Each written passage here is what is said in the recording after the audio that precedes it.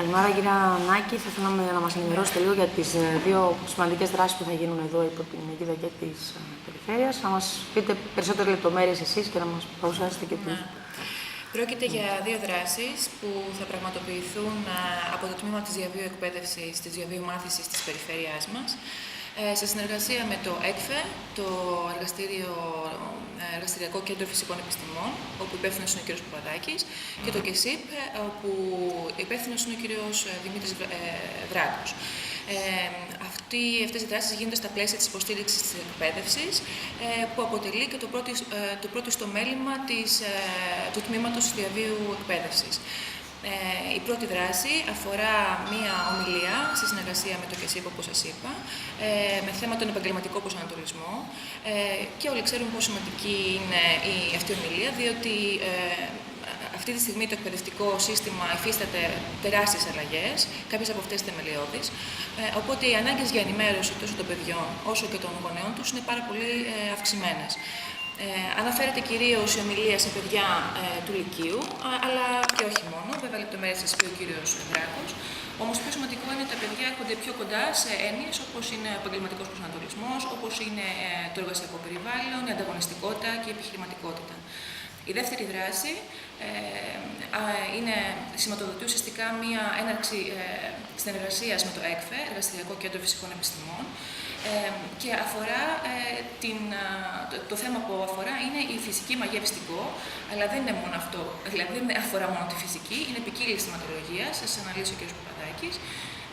Και όπως σας είπα, σηματοδοτεί την έναρξη μιας συνεργασίας όχι μόνο σε επίπεδο ομιλιών και συνεδριών, αλλά και σε επίπεδο υλικοτεχνικής στήριξης, γιατί τόσο καιρό το ΕΚΦΕ ξέρουμε ότι κάνει πολύ σημαντικό έργο, αλλά δεν υποστηρίζεται επαρκώς.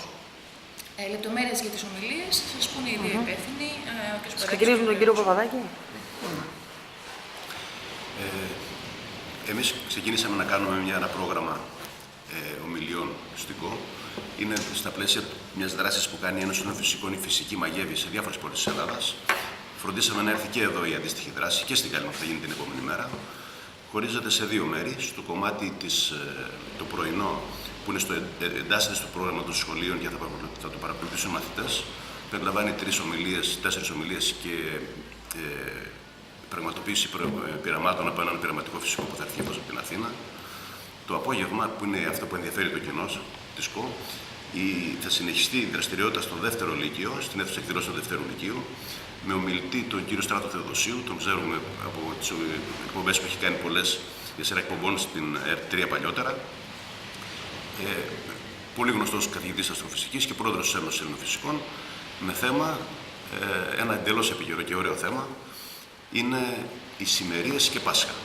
Η σημερία είχαμε προχτές, στις 20 Μαρτίου, και το Πάσχα, όπως ξέρετε, υπάρχει μια διαφορά μεταξύ του Πάσχα των Καθολικών και του Πάσχα των Ορθοδόξων, οπότε θα μας αναλύσει γιατί είναι αυτές οι διαφορές, ποιος έχει δίκιο και ποιος άδικο, εν πάση περιπτώσει, πώς καθορίζεται στην ουσία το Πάσχα με βάση τα αστρονομικά φαινόμενα, γιατί το Πάσχα καθορίζεται με βάση τις Οικουμενικές Συνόδους, με βάση την αστρονομία. Οπότε είναι ένα θέμα το οποίο μας αγγίζει, εν πάση περιπτώσει, και μάλιστα εδώ, επειδή έχουμε και τουρισμό με καθολικούς, ξέρουμε ότι τα δύο Πάσχα συνήθως δεν συμπίπτουν. Ένα καλό θέμα και ενδιαφέρον για το νησί μας. Επί τη ευκαιρία όμως να πω ότι το ΕΚΦ έχει ξεκινήσει μια νέα δραστηριότητα από τον Δεκέμβριο, που πλέον έχει και στέγη. Σε αυτό έχουν βοηθήσει αρκετοί, ο Δήμος Ισκό, η Σχολική Επιτροπή, η Δημοτική Κοινότητα του Ασφαιδιού, η Περιφέρεια, η κυρία Φρίτ, δεν λέει ότι τώρα ξεκινάει η συνεργασία με την Περιφέρεια, έχει ξεκινήσει πολύ παλιότερα. Πριν από 3 μήνες είχαμε μια άλλη χρηματοδότηση για εξοπλισμό του εργαστηρίου. Ευτυχώς το εργαστηρικό κέντρο έχει αγκαλιαστεί από την τοπική κοινωνία και θέλουμε να συνεχίσει να αγκαλιάζεται. Και αυτή η εκδήλωση νομίζω ότι καλό θα είναι να την παρακολουθήσουμε και να τη δούμε σαν αρχή νέων δραστηριοτήτων και στη συνέχεια.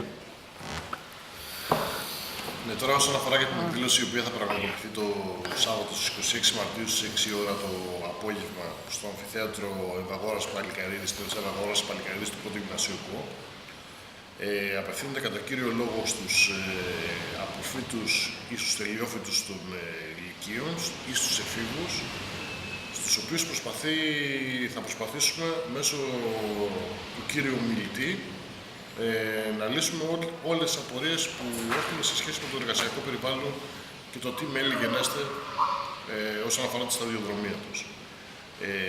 Είναι μια δύσκολη διαδικασία, η διαδικασία της λήψης απόφασης, ιδιαίτερα όσον αφορά το εργασιακό σου βίο.